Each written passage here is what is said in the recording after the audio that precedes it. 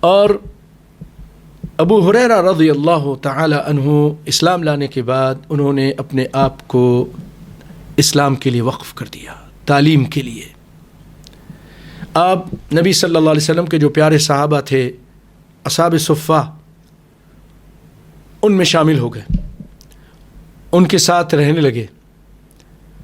اور ابو ہریرہ رضی اللہ تعالیٰ عنہ کی عادت تھی، سفر ہو، حضر ہو، ہر وقت رسول اللہ صلی اللہ علیہ وسلم کی خدمت میں رہنا اپنا انہوں نے معمول بنا لیا،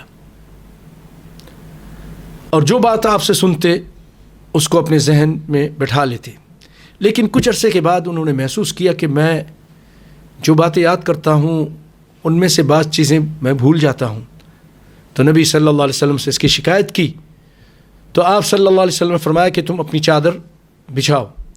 یہ بخاری کی روایت ہے، تعمیل کی۔ آپ صلی اللہ علیہ وسلم نے دعا فرمائی اور اپنا ہاتھ اس پہ رکھا، پھر ارشاد فرمایا کہ اس کو اٹھا کر اپنے گرد لپیٹ لو۔ سیدنا ابو ہریرہ نے ایسے ہی کیا۔ وہ کہتے ہیں کہ اس کے بعد میں نے نبی صلی اللہ علیہ وسلم کے زبان سے جو کچھ سنا وہ بے عینی ہی یاد رہا۔ اللہ اکبر، سبحان اللہ بحمدہ، سبحان اللہ العظیم۔ یہی وجہ ہے کہ یہ محدث اپنے زمانے کا سب سے بڑا محدث تھا، سب سے زیادہ حدیث یاد کی انہوں نے، 5374 حدیثیں آپ کو یاد تھیں۔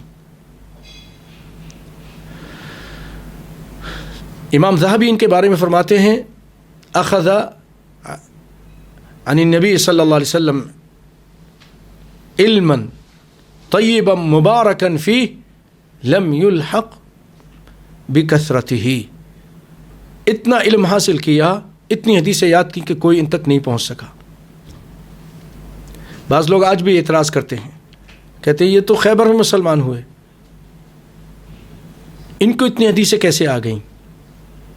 خود ان پر لوگ جب اعتراض کرتے تھے تو وہ جواب دیتے تھے کہ لوگوں، تم مارکیٹ چلے جاتے تھے، تم کھیتی باڑی کے لیے چلے جاتے تھے، تم دیگر کام کے لیے چلے جاتے تھے، میں نبی صلی اللہ علیہ وسلم کی چوکھٹ پر بیٹھا رہتا تھا کہ جب گھر سے مجھے کوئی بات سننے ملے تو وہ سن لوں، باہر اگر آئیں تو وہ سن لوں، کوئی ایک حدیث مجھ سے فوت نہ ہو۔ تو اس وجہ سے مجھے حدیثیں زیادہ یاد ہیں، یہی وجہ تھی۔